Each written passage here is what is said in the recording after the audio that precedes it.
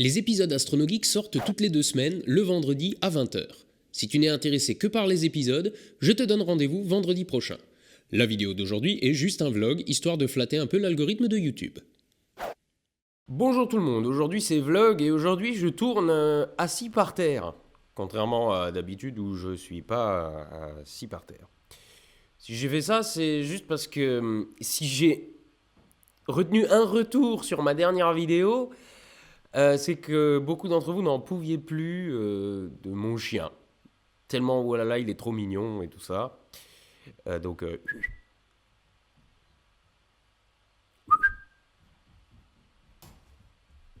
Ouais, mais si t'es hors cadre, c'est pas intéressant. Viens ici. Là, voilà. Hein? Oui, méchant chien. Là, voilà. Hein? Et des bisous? Non, mais pas comme ça. Oui, c'est la seule raison pour laquelle je me suis mis par terre, mais bon, elle reste pas dans le cadre, alors bon. Mais non, mais te couche pas. Là, reste là. Non, te couche pas. Non. Donc Laika est un petit Münsterlander. J'ai lu grand Münsterlander dans les commentaires, mais non, c'est un petit Münsterlander. Oui, parce que ça s'est décliné en plusieurs modèles. On les appelle aussi épagnols de Münster. C'est une race qui est assez vieille maintenant, parce que je crois qu'on en trouve trace au Moyen-Âge. Et ce sont des chiens de chasse, comme leur robe l'aura déjà indiqué à certains d'entre vous. Alors, elle est très mauvaise chasseuse, à part pour les mouches. Laika, il y a une mouche? Il y a une mouche? Vite, cherche la mouche! Cherche-la! Voilà, là on est parti pour un quart d'heure. Bon, en tout cas, ce que je note, c'est que vous avez bien aimé qu'elle soit dans la vidéo. Si à l'avenir j'ai de nouveau une occasion de l'y mettre, je l'y mettrai.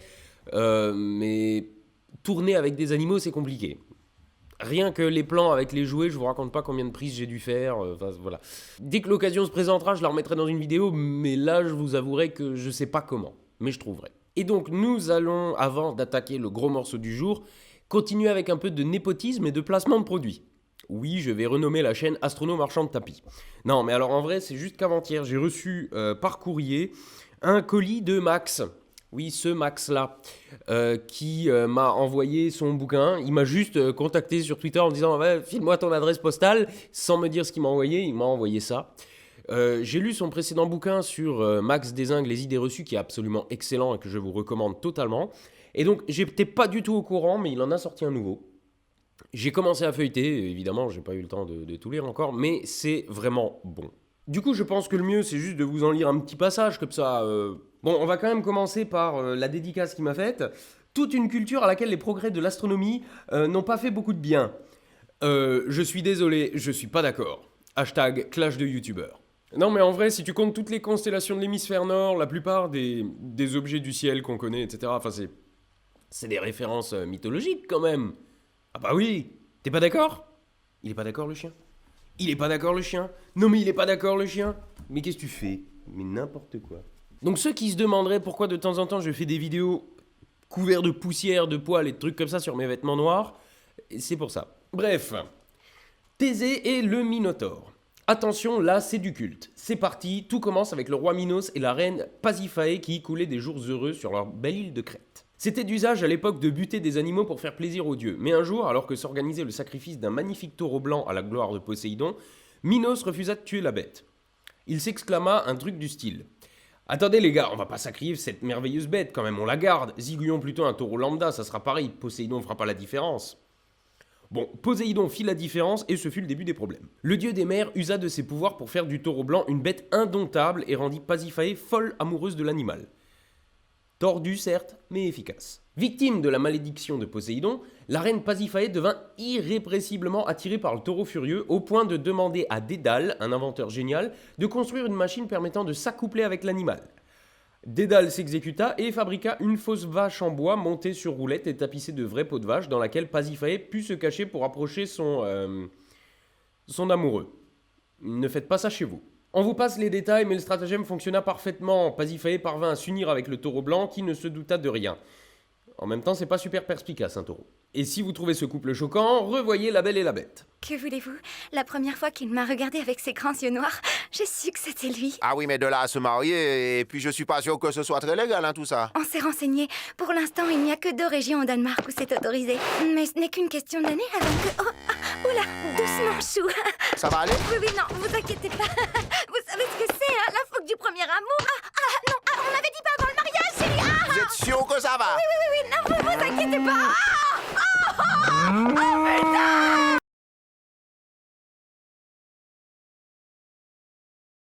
Bref, vous l'avez deviné, c'est de cette union maudite que naquit le fameux Minotaure, un monstre hybride, mi-homme, mi-taureau. Le roi Minos était désespéré car cet enfant, en plus d'être difforme, avait hérité de la folie de son père bien plus que de la grâce de sa mère. Il était totalement impossible à maîtriser et sa nourriture favorite était la chair humaine. Donc difficile de lui trouver une place en crèche a priori. Minos alla demander à Dédale s'il pouvait faire quelque chose. Non mais c'est pas bientôt fini vos histoires de taureaux là? L'inventeur se lança donc dans la conception et la construction d'un labyrinthe. Dédale, labyrinthe. Voilà. C'est écrit dans le livre, ça. Problème réglé. Sauf que non, il faut nourrir la créature. Minos ordonna donc à Égée, roi d'Athènes, qui lui en devait une, d'envoyer 7 jeunes hommes et 7 jeunes femmes en pâture au monstre tous les 9 ans. C'est là que Thésée, le héros de l'histoire, fait son entrée. Thésée, c'est le fils d'Égée, donc le prince d'Athènes, et il commence à trouver ça abusé d'envoyer des gosses se faire bouffer gratos alors qu'il suffit de tuer le Minotaure. Enfin, reformulons, il suffit de traverser la mer, s'enfoncer dans un labyrinthe inextricable après avoir déjoué la surveillance des gardes, trouver et abattre un monstre surpuissant et si possible, retrouver son chemin ensuite pour ne pas crever comme un couillon au milieu des cadavres de tes jeunes compatriotes. C'est un gros projet quand même. On part pas aux champignons. Le jeune prince fait alors voile vers la crête avec un poignard, bonne idée, bien décidé à dérouiller du Minotaure. Toute la ville d'Athènes retient son souffle, espérant que Thésée reviendra triomphant. Pour ne pas faire durer le suspense plus que nécessaire, les Athéniens avaient d'ailleurs conclu avec Thésée un code couleur. Thésée devait hisser une voile blanche au mât de son bateau en cas de succès, de manière à ce que l'on sache dès qu'on l'apercevrait à l'horizon s'il avait réussi sa mission. Malin. Arrivé en Crète, Thésée fait la connaissance de la fille de Minos, la belle Ariane, qui tombe amoureuse de lui et décide de l'aider. Elle demande conseil à Dédale. Et là, Dédale qui fait « Qu'est-ce qu'il y a encore ?» Et elle revient avec un très long fil qui permettra au héros de retrouver son chemin dans le labyrinthe. Ah, le fil d'Ariane, ça vient de là du coup.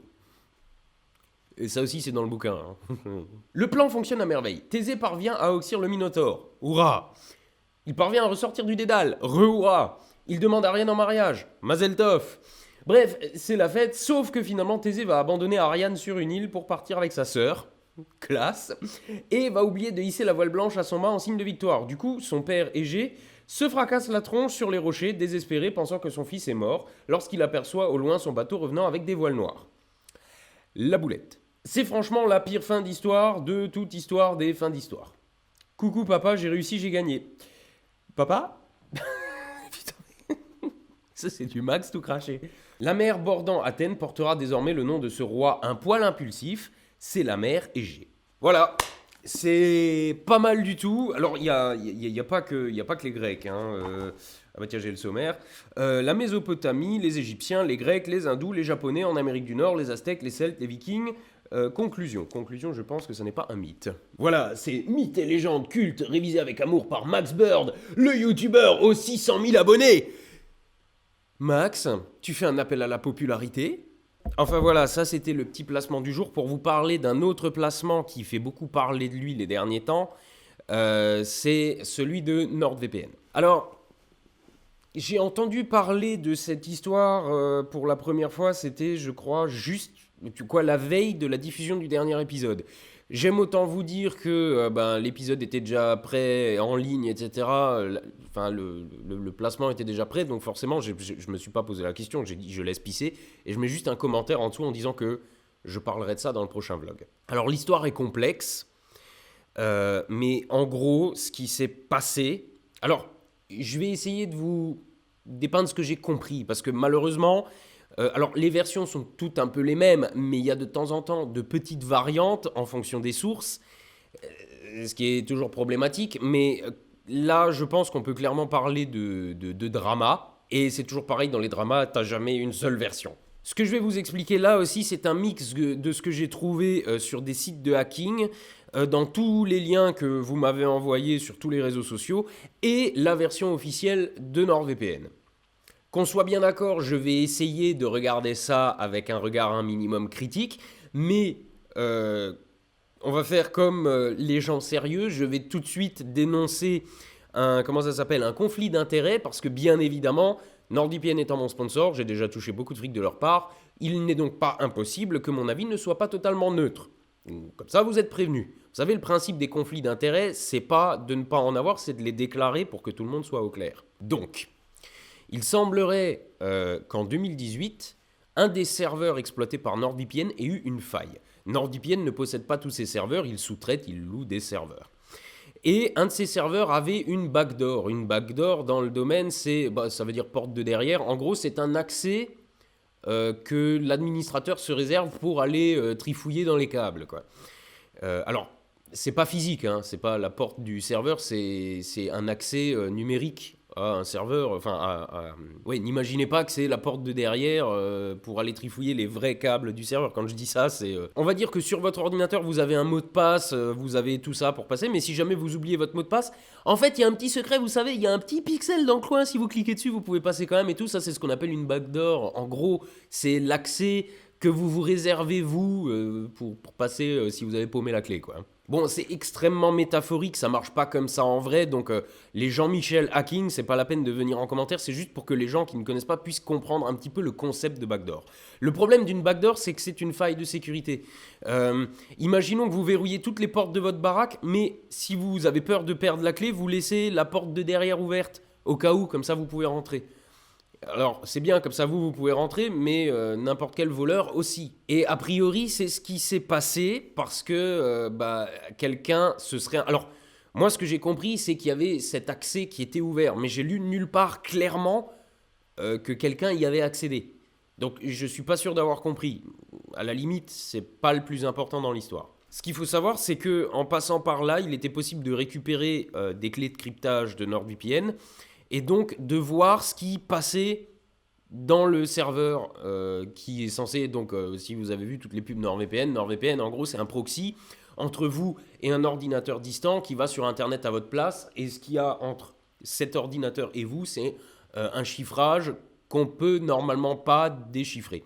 Oui, j'ai de nouveau dit crypté tout à l'heure et les gens m'ont dit il ne faut pas dire cryptage, il faut dire chiffrage. Bon, voilà. Donc, reprenons. Il y a potentiellement quelqu'un qui a trouvé le moyen de lire les informations qu'il y avait sur un serveur en Finlande de NordVPN sur une période de quelques mois, entre le moment où il a pécho la clé et le moment où cette clé a expiré. Et encore une fois, je suis pas sûr d'avoir bien compris s'il y a effectivement quelqu'un qui a chopé cette clé ou si juste c'était possible que quelqu'un le fasse parce qu'il y avait cet accès administrateur qui était resté ouvert. Je ne sais pas. Alors, la première chose que je dois dire, c'est que c'est pas grave.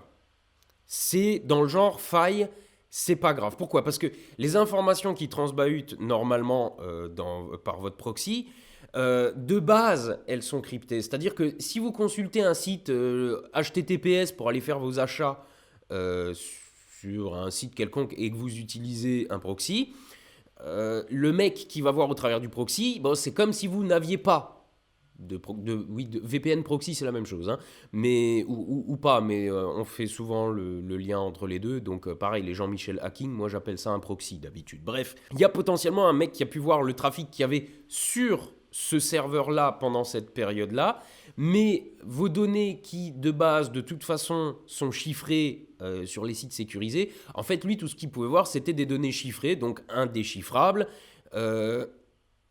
et c'est tout. Enfin, c'est sûr que s'il y a un mec qui a utilisé un truc pas protégé, lui, il a éventuellement pu se faire baiser, mais de toute façon, c'est pas intelligent, VPN ou pas VPN. Donc, le problème de sécurité reste limité et pour un nombre de gens, il faut vraiment transbahuter des données super sensibles et pas cryptées, pas chiffrées de base pour que ça puisse représenter un problème. Parce que l'usage premier du VPN... c'est de vous faire passer pour un autre ordinateur, en fait, pour faire croire que vous êtes dans un autre pays. En ça, il n'y a pas vraiment eu de problème. C'est-à-dire que si, imaginons, vous utilisez ce serveur, vous êtes toujours invisible aux yeux, par exemple, de l'État français, qui, lui, n'a pas la clé du serveur. Vous êtes invisible aux yeux du mec qui se trouve, par exemple, sur le même réseau que vous, parce que lui non plus n'a pas la clé de ce serveur. Il y a juste un pirate quelque part dans le monde qui a la clé de ce serveur, enfin qui avait, parce qu'elle a expiré, et qui pouvait éventuellement voir les données qui transbahutaient dedans, sachant qu'il ne savait pas trop de qui ça venait, où ça allait. La plupart, c'était normalement chiffré. Normalement, vous n'avez même pas à vous poser la question, vous n'avez rien à configurer, vous consultez un site en HTTPS, c'est chiffré. Voilà. Donc, a priori, il n'a pas dû pouvoir trouver grand-chose. Et les fonctions de base d'un proxy, fonctionner toujours, c'est-à-dire le fait de vous faire passer pour un autre ordinateur que vous-même. Donc, certes, le canal crypté qu'il y a entre vous et le proxy, il n'y en avait plus, mais toutes les autres fonctions, finalement, fonctionnaient normalement. Donc, l'impact pour les utilisateurs est virtuellement nul. Alors, évidemment, il y a toujours des gens qui sont super à cheval sur la sécurité, et des fois, je me demande vraiment pourquoi. Parce que vraiment, il y a des gens qui pètent tellement un câble sur des détails. Par exemple, j'ai vu des grands débats dans les commentaires où des gens disaient que même Tor, c'est pas assez sécurisé. Tor, c'est le réseau Oignon, machin. Je vais même pas rentrer dans les détails, je suis même pas sûr de maîtriser le truc moi-même. Mais vous savez, c'est tout ce qu'on dit d'habitude, les trucs super cachés, les dissidents, dark web, machin, enfin, voilà, voilà. Bon, et il y en a qui disent que même ça, c'est pas assez sécurisé parce qu'on peut te trouver et tout. Alors, juste un truc, on peut toujours, il y a toujours un moyen de vous trouver. Et quand même votre réseau informatique serait ultra sécurisé, si je débarque chez vous avec mon calibre 12, j'aurai vos mots de passe. Parce que vous me les donnerez en pleurant. Voilà, donc la sécurité, c'est toujours quelque chose de relatif. Il y a, disons, certains niveaux de sécurité.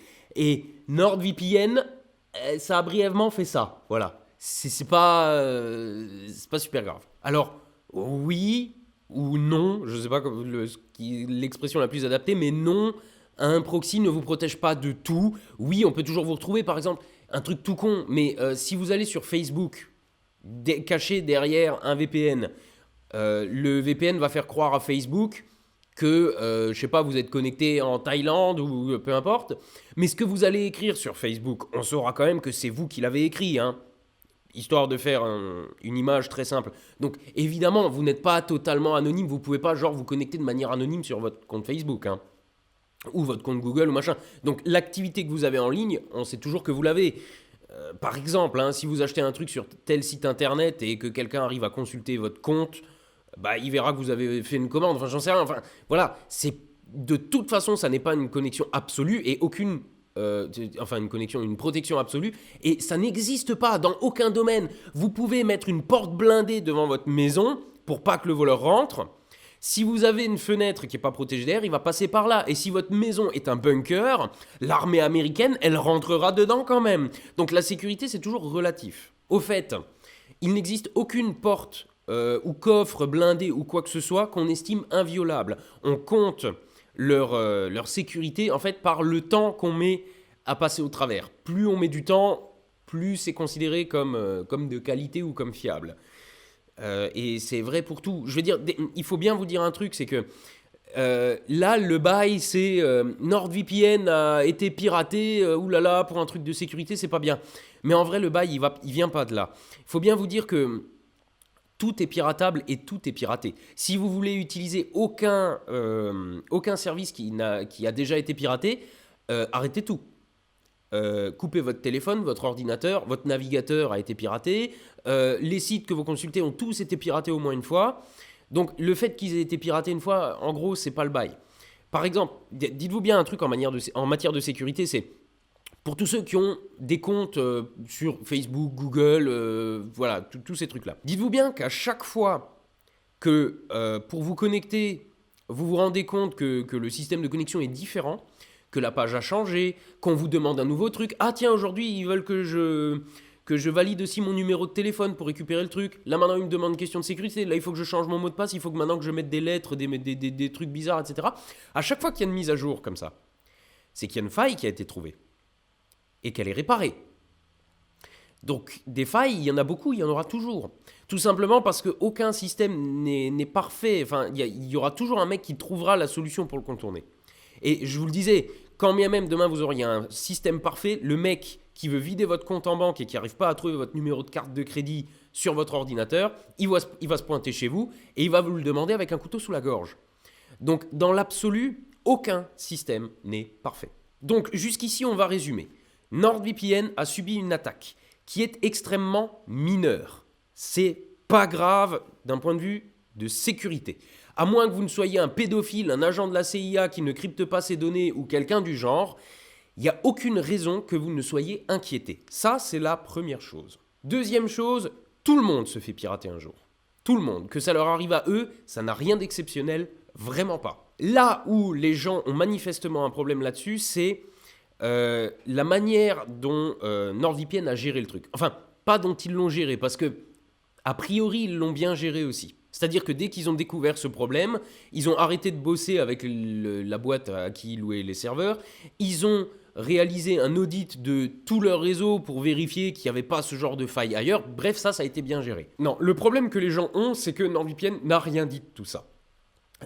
Pareil, là, j'ai pas trop compris non plus, mais a priori, il a fallu que quelqu'un leur demande pour qu'ils l'admettent qu'il y avait eu cette faille. L'excuse que NordVPN a utilisée, c'est « on voulait rien dire le temps d'avoir vérifié que tout était nickel ailleurs ».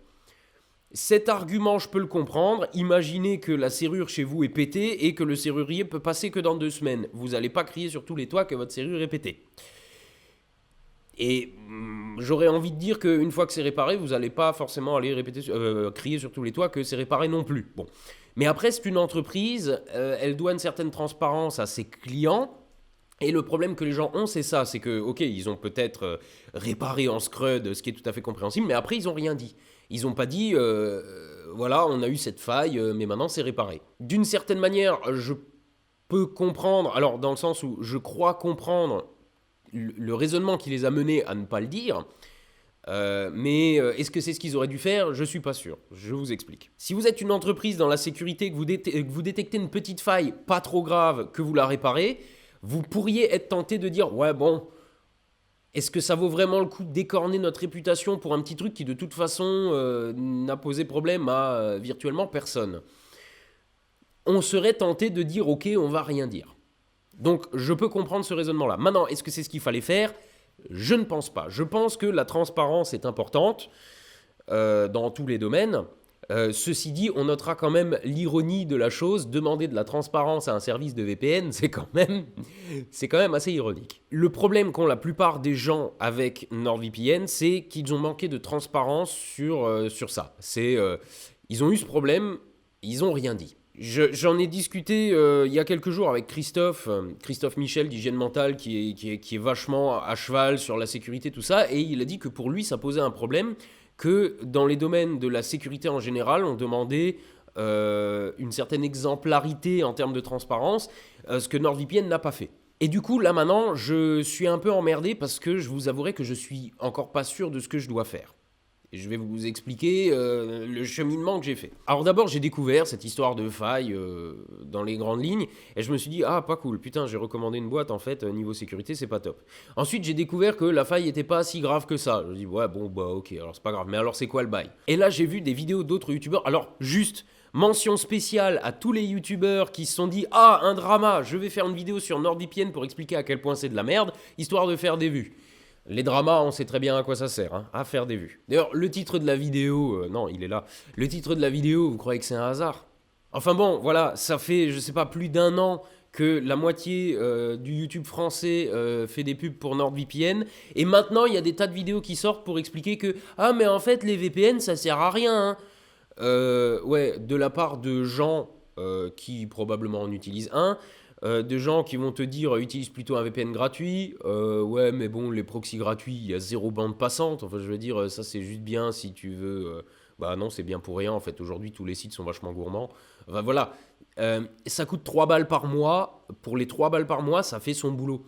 Alors il y a des gens qui vont dire par exemple quand on dit que c'est un cryptage militaire, ça veut rien dire. Alors le HTTPS c'est un cryptage militaire aussi. Donc c'est vrai que ça fait que rajouter, un cryptage, un chiffrage, on s'en bat les couilles, au fond vous avez compris. C'est rajouter une couche de sécurité par-dessus une couche de sécurité qui est déjà très solide. Vous rajoutez un mur de béton sur un blindage en béton, ouais, voilà, éventuellement ça sert à rien. Par contre, je me sers personnellement d'un proxy, et ce proxy c'est NordVPN. Pourquoi? Parce que la bande passante est très bonne, je veux dire j'ai vraiment aucune limite, donc je peux le laisser brancher tout le temps. On va pas se mentir, hein, on va essayer de pas être hypocrite 2 minutes. À quoi ça sert un VPN? À cacher des choses. Et en général les choses qu'on veut cacher sur internet, elles sont de 2 types. Alors il y a ceux qui veulent surtout pas qu'on trouve leur préférence de connexion, leur machin et truc pour pas avoir de pub ciblée. Je peux comprendre, personnellement je m'en fous. Parce que je me dis, si je veux pas voir de pub, je mets un adblocker. Et si je veux voir des pubs, je suis content au moins de voir des pubs qui m'intéressent. Donc, personnellement, je ne me sens pas concerné. Je peux comprendre que d'autres le soient. Mais, si vous voulez pas protéger ça, sachant que de toute façon, de base, votre numéro de carte de crédit et tout, normalement, c'est safe. Qu'est-ce que vous pouvez vouloir protéger d'autre ? Des activités illégales. Alors, notons qu'il ne faut pas confondre illégal et immoral. Par exemple, je pense que ça n'est pas immoral d'aller sur Sci-Hub. Voilà. Les chercheurs eux-mêmes considèrent que les publications, c'est beaucoup trop cher, que les revues se foutent tout dans la poche et eux, ils ont que dalle, etc. Enfin, voilà. Donc, je pense que ça n'est pas immoral d'aller, par exemple, sur Sci-Hub, consulter gratuitement des publications scientifiques qui, normalement, sont extrêmement chères. Mais par contre, c'est illégal. Par exemple, est-ce que c'est vraiment immoral d'aller sur un site du style Netflix, aller voir une série qui n'est pas disponible en France? C'est pour des questions de droit d'auteur. Mais franchement, j'ai du mal à voir ce que ça change. Si vous allez dans ce pays et que vous regardez la série alors que vous n'êtes pas du pays,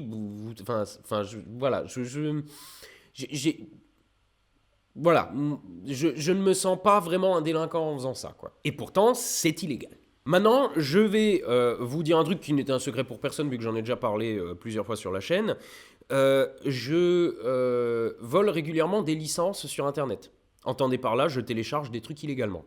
Alors que les choses soient claires, quand j'étais ado, que j'avais pas un centime, mes jeux, je les payais pas, je les téléchargeais systématiquement. Depuis que j'ai des revenus réguliers, je paye ce que je consomme. Ça veut dire les jeux, ça veut dire la musique, ça veut dire les outils de montage, etc. Par contre, je les télécharge quasi systématiquement, illégalement, d'abord pour essayer. Je veux dire, ma bibliothèque Steam parle pour moi, hein, mes jeux, je les paye. Mais par contre, un jeu à 60 balles, souvent, il a l'air bien et en fin de compte, il me plaît pas. Alors, sur Steam, il y a un service de remboursement. Le jeu ne te plaît pas, tu te fais rembourser. Mais il faut y avoir joué moins de quelques heures, je ne sais plus combien. Et il faut l'avoir acheté il y a moins de 7 jours ou 14 jours, pareil, je ne sais plus. Le truc, c'est qu'avec mon boulot, des fois, il y a une offre sur un jeu. Donc, je suis tenté de le prendre, mais je n'ai pas le temps d'y jouer pendant 15 jours. Et quand je me rends compte qu'il est pourri, il est trop tard pour se faire rembourser. Donc, ce que je fais, même avec les jeux que j'achète, d'abord, j'en télécharge une version pirate. Je l'essaye quelques heures, s'il me plaît, je vais acheter la dernière version, donc la dernière version mise à jour, machin, qui marche bien, voilà. Et puis ne serait-ce que pour soutenir le développeur. J'ai des t-shirts de la moitié des chaînes YouTube sur le YouTube français. Pourquoi ? Parce que j'ai envie de les soutenir. Des jeux que j'aime bien, j'ai envie de soutenir les développeurs, donc j'achète le jeu. Mais il y a des jeux que j'aime pas. Et des fois, il y a des jeux, il faut y jouer quelques heures avant de se rendre compte que finalement, il est pas terrible. Les jeux, c'est vachement plus long qu'un film. Il suffit pas d'avoir vu les 10 premières minutes. Et même des fois, un film, t'as vu les 10 premières minutes, si ça se trouve, ça démarre que derrière. Par exemple, la série Breaking Bad, il m'a fallu 2 épisodes entiers pour commencer vraiment à accrocher. GTA 5, je crois qu'il m'a fallu bien 4-5 heures de jeu avant que vraiment je le trouve intéressant. Donc... pour moi, essayer un truc, ça veut des fois dire plus que l'essayer 1 heure. Et donc, j'essaye mes jeux gratuitement d'abord et ensuite je les achète. Et il y a des jeux, j'y ai joué 4-5 heures et je me dis, non, finalement, il me plaît pas. Du coup, je l'efface et c'est terminé. Alors, il y a sûrement des tas de gens qui vont dire que, oulala, c'est quand même pas bien, etc. Oui, probablement. Mais le truc, c'est que je l'assume. Donc, tout va bien. Regardez. Un autre exemple, YouTube. Est-ce que vous croyez vraiment que le petit youtubeur qui démarre dans son coin, il a le fric pour un logiciel de montage à 500 balles ? Parce que des logiciels comme Vegas, par exemple, c'est 500 balles et il n'y a pas d'abonnement. Encore que peut-être aujourd'hui, il y a des abonnements, je ne sais pas, mais sinon, c'est 500 balles. Aujourd'hui, il y a une mode sur YouTube, c'est les effets vieilles VHS dégueulasses. Ça vient de chez Red Giant. C'est un pack qu'il faut acheter. Ce pack, je l'ai essayé, en le téléchargeant illégalement. Il m'a pas plu. La preuve, je l'utilise dans aucune de mes vidéos. Du coup, je l'ai effacé et terminé. On n'en parle plus. Aujourd'hui, Premiere, le logiciel préféré de tous les youtubeurs, tout ça, il doit coûter, 29 balles par mois tout seul. Moi, je paye pas loin de 40 ou 50 balles l'abonnement à l'intégralité des logiciels Adobe. Donc, quand tu as des revenus, c'est pas grave. Mais on va pas se mentir, on va pas être hypocrite 2 minutes. Tous les youtubeurs qui ont commencé sur YouTube ont commencé avec un logiciel pirate. Celui qui te dit le contraire est un gros hypocrite. Vraiment. Ou alors, c'est un mec qui bossait déjà dans une boîte de montage et qui avait déjà le logiciel et tout. Mais le mec qui a commencé dans sa chambre, il l'a piraté. On va pas se mentir 2 minutes. Et on sait très bien qu'avec Adopi, qu'est-ce que tu fais ? Tu te caches derrière un proxy. Et un proxy, ça sert à ça sert à se cacher, ça sert à aller voir du contenu qui est bloqué en France, ça sert à outrepasser la non-neutralité de certains fournisseurs d'accès Internet qui ralentissent certains sites au profit d'autres, ça sert à pirater des trucs, ça sert à se cacher pour des raisons pas toujours très recommandables.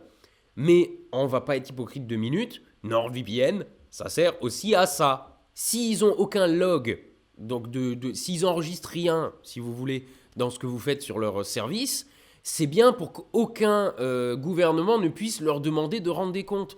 Ah mais je sais pas ce que les gens font sur mon service, j'ai aucune trace. Ah oui, parce que demain le gouvernement pourrait dire bon bah maintenant je sors une loi qui t'oblige à me montrer ce que les gens font dessus et hop un petit Adopi dans ta gueule. Voilà. Non.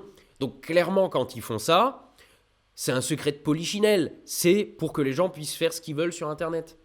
Internet, depuis que ça existe, ça a été la liberté absolue de faire tout ce que tu veux. Donc on va pas se mentir 2 minutes. Internet, ça sert à faire des conneries. Beaucoup. Et tous les petits jeunes qui sont nés avec Internet, n'oubliez pas que la génération de vos parents devait prendre son courage à 2 mains et aller dans une librairie acheter une revue de cul.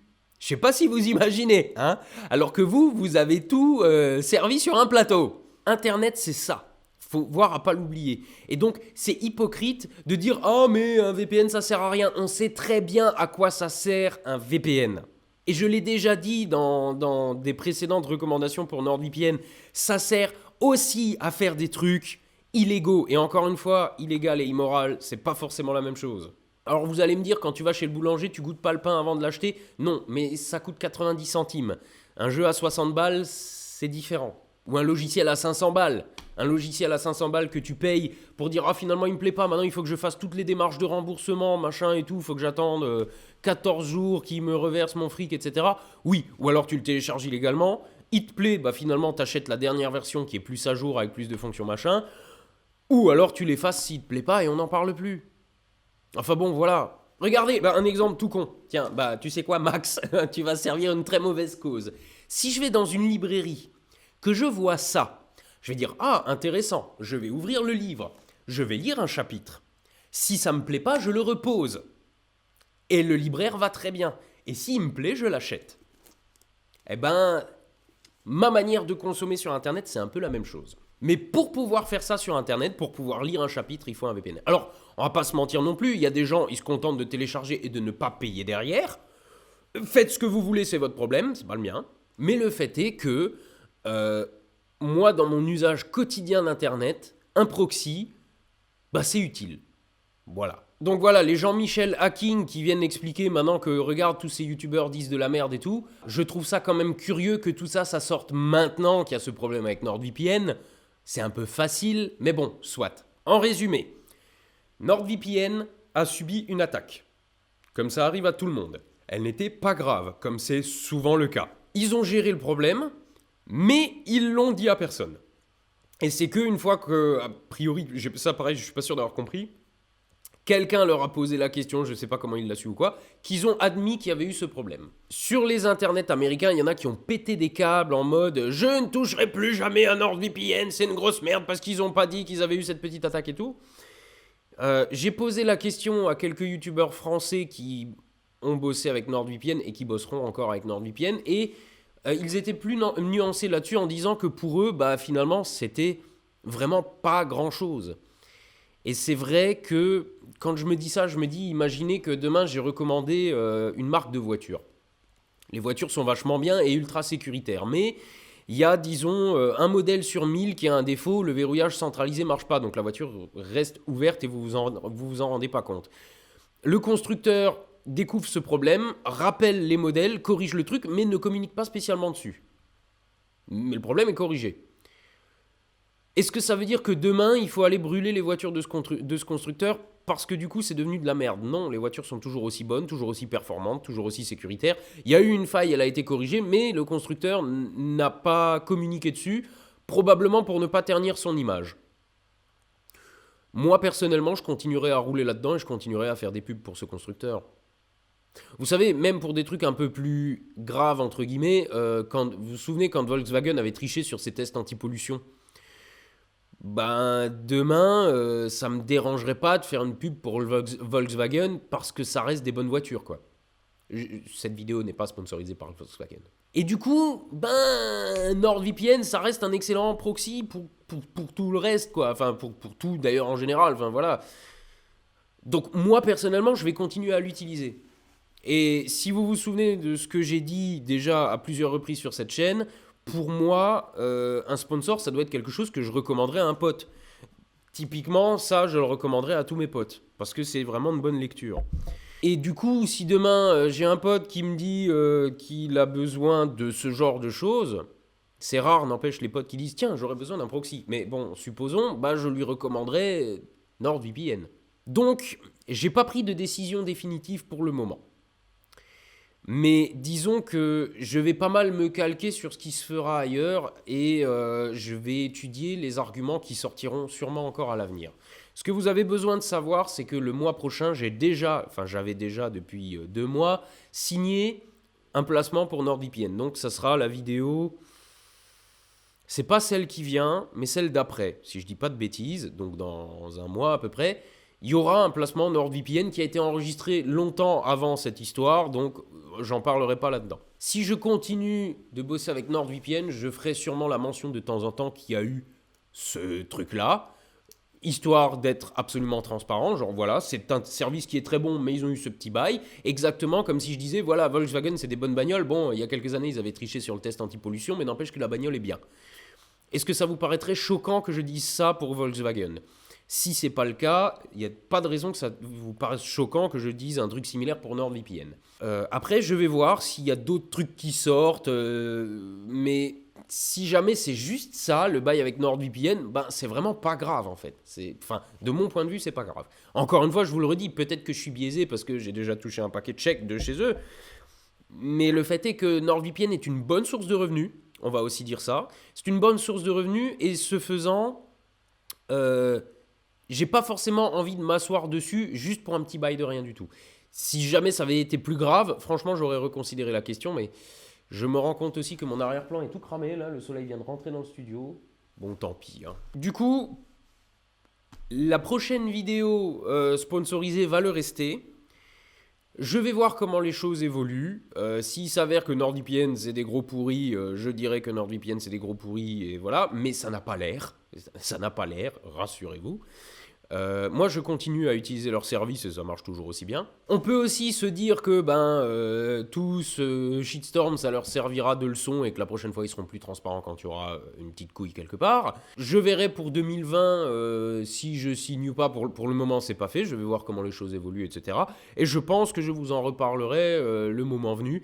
Mais disons que pour le moment, la chose à retenir, c'est que ne vous inquiétez pas pour vos données, tout ça. Le service est toujours aussi efficace. Ça remplit toujours autant son taf en fait. Voilà. Le problème que les gens ont avec NordVPN, c'est qu'ils n'ont pas été très transparents sur le fait qu'ils avaient eu ce défaut, qu'ils l'ont corrigé dans leur coin sans le dire à personne ensuite. Voilà. Donc à la limite, donnez vos retours en commentaire, mais pour le moment, je trouve que ça va, que la situation n'est pas si grave que ça, quoi. Voilà. Je pense que j'ai déjà largement assez parlé pour aujourd'hui. Putain, le vlog, il va durer des plombes aujourd'hui. Bon, voilà. Donc, je vous retrouve vendredi pour un épisode avec Richard Galli. Faudra le regarder en plein écran. Ouais. Il va répondre à toutes les questions que vous avez posées en commentaire quand je vous l'avais demandé. Et voilà. Alors, voyure.